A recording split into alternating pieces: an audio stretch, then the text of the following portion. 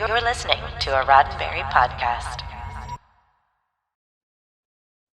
Welcome, everyone, to Mission Log Engage here on the Roddenberry YouTube channel. What do we do here on Engage? Well, John Champion will tell you what we do here on Engage. Thank you, Norman Lau. What we do is we get all your comments, your questions, your emails, your social media posts, and, sometimes you're calling us out for an idea or you to explore an idea further with us that we've brought up in Mission Log. And we bring those comments here so we can read them, kick them around a little bit, and see where we land. And, we've always said that Mission Log is just a big old conversation about Star Trek. This is the extension of that conversation, us engaging with you and with each other. So, Absolutely. Yeah. All right. So, John, I know that this is evergreen content for the most part, but we do love celebrating the hump day. We do love celebrating Wednesdays because Wednesdays are some of our easiest topics, maybe except for today. Oh, yeah. Except for today. Yeah. Today is not going to be one of our easier topics. And I will venture to say here that this is a topic that will come up quite frequently for the next several months of our lives. I actually picked two to go here. We have an email from Miles and a Patreon comment from Penny because they were both honing in on the same thing. And, I'll just get right to it because you'll know why this will come up again. All right, so first is the email from Miles. So what do you think about the Neelix and Kes relationship? When I first started watching Voyager when it first came on, I was in my mid-20s and didn't give it much thought. I did a rewatch a few years back when I was in my 40s and was kind of creeped out by it. Here's why. While Kes is only about a year old in actual years, she's probably close to 18 years old in human years. While we're not told Neelix's age, it's logical to assume he's probably middle-aged. In today's world, we would not look fondly at this, and for good reason.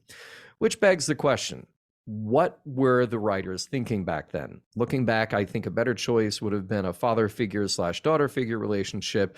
It wouldn't have changed much the way Neelix interacts with male crew and how they regard Kes. I think he could have played an overprotective, overbearing father figure quite well.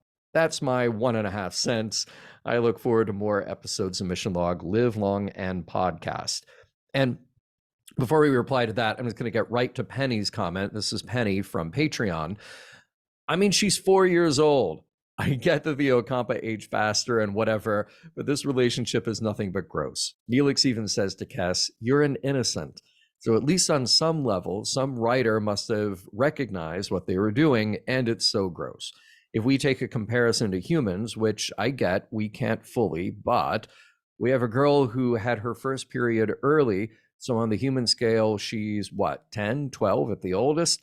I just can't get past that. Their entire relationship reads as a guardian abusing a child more than any kind of romance. Jennifer is great, and agreed, her acting here is excellent. I can only take so much of Ethan, but mostly my problems are with the character. He's totally obnoxious, but the circumstance is just too much.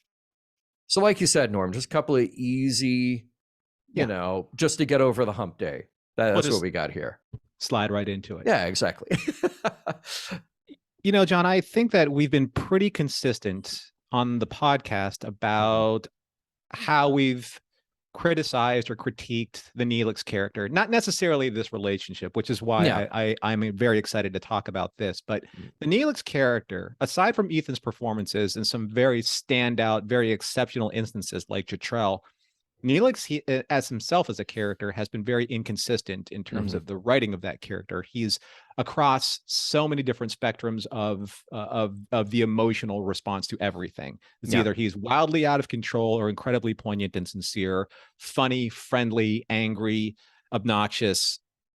And maybe that's the point of this character, so that there's, a slice of reality for everybody that watches Voyager and says, I know that person. I can't stand that person either, from whatever perspective that he's playing.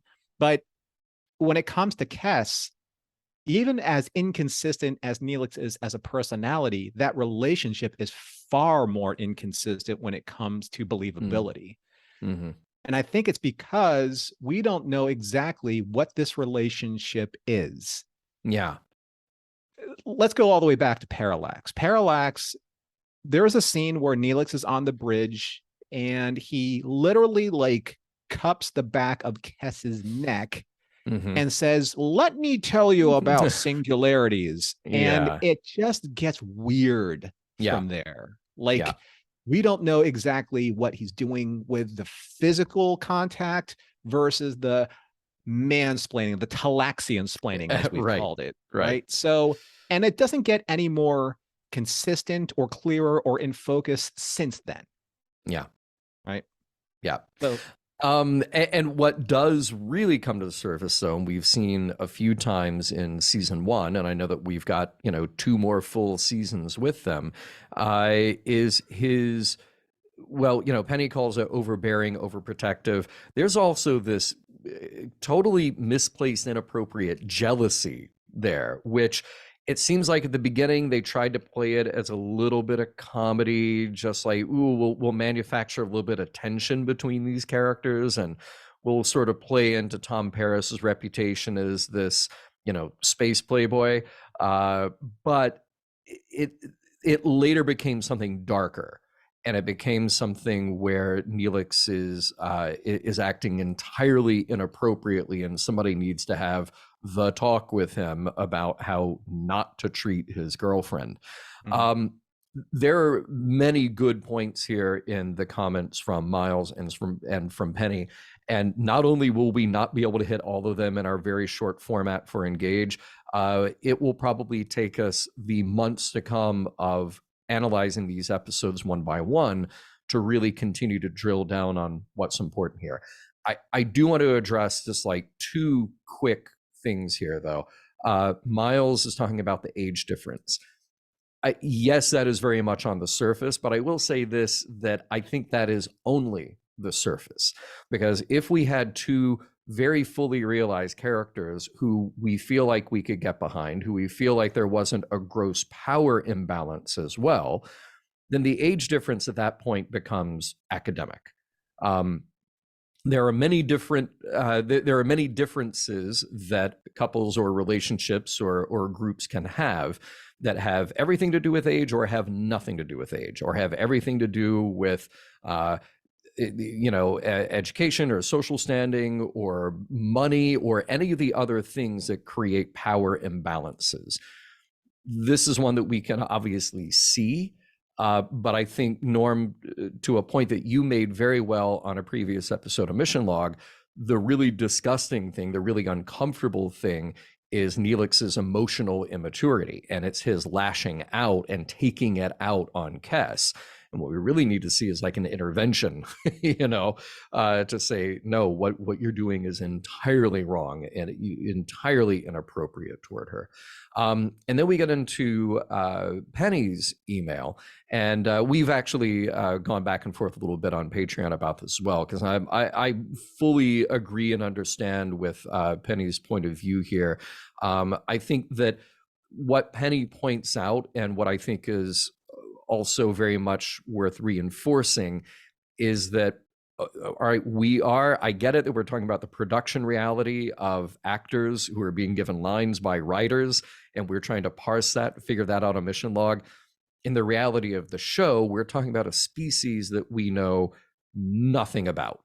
So if their adulthood or their childhood into adulthood lasts 6 months by our calendar, or a year, or whatever, we're just having to go with what the show is telling us is the reality of their maturity, their maturity rate.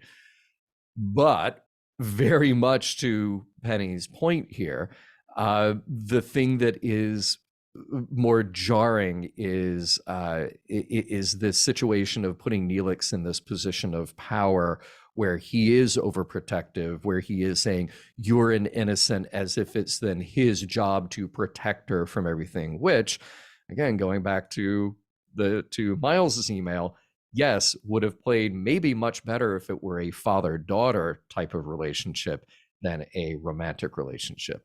sure. There are any number of choices that could have been made with these characters.